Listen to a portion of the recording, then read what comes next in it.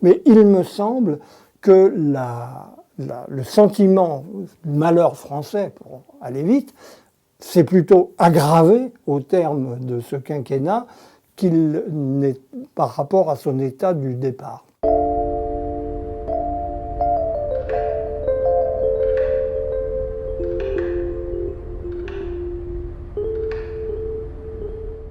L'échec est à apprécier au regard de la grande ambition qui était affichée par Emmanuel Macron au départ de son quinquennat et qui est le thème qui a assuré son succès.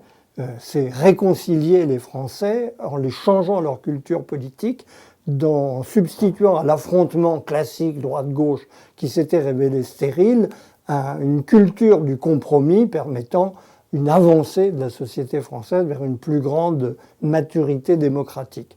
À l'arrivée, force est de constater que le programme n'a pas été rempli. C'est ce qui justifie de parler d'un échec. Et non seulement le programme n'a pas été rempli, mais il me semble que le sentiment du malheur français, pour aller vite, s'est plutôt aggravé au terme de ce quinquennat qu'il n'est par rapport à son état du départ.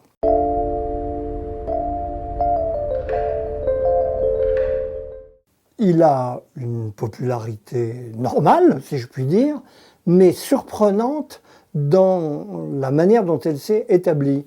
Macron est un président de la République qui a, pour ainsi dire, changé d'électorat en cours de route. Il est devenu, au fond, le représentant d'un camp qui n'était pas celui qui l'a élu. Alors il faut mettre toutes sortes de nuances, bien sûr, dans ce diagnostic, mais il est devenu, en fait, la divine surprise d'une droite libérale qui, finalement, trouve en lui une sécurité et une orientation générale qui lui paraît plus conforme à ses intérêts que ce que pourrait lui assurer son parti naturel, à savoir les Républicains.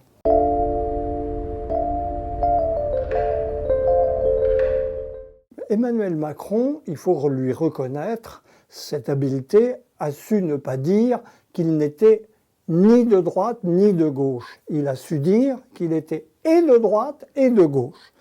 Ce n'était pas que rhétorique, puisqu'il voulait, au travers de cette parole, signifier une volonté de compromis qui enjambait un clivage dont il reconnaissait l'existence.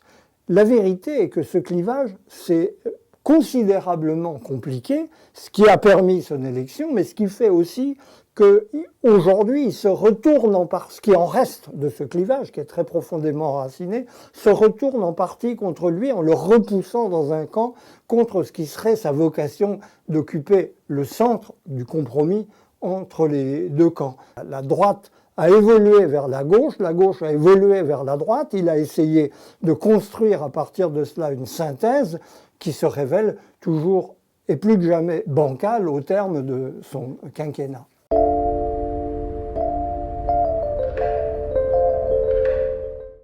Alors, il faudrait pouvoir étudier en détail le couple infernal, à certains égards, qui s'est formé entre Emmanuel Macron et Marine Le Pen.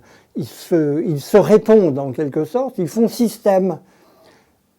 Dans l'esprit de la prochaine élection présidentielle, on a le sentiment que le vrai clivage, qui va être déterminant électoralement, et il ne s'agit pas ici de doctrine, est en fait le clivage entre un camp de la sécurité relative, la continuité des institutions, le fonctionnement de la société à l'identique, avec tout le mouvement qui l'accompagne, du côté d'Emmanuel Macron, tandis que le clivage oppose avec Marine Le Pen, le parti de la sécurité au parti de l'aventure.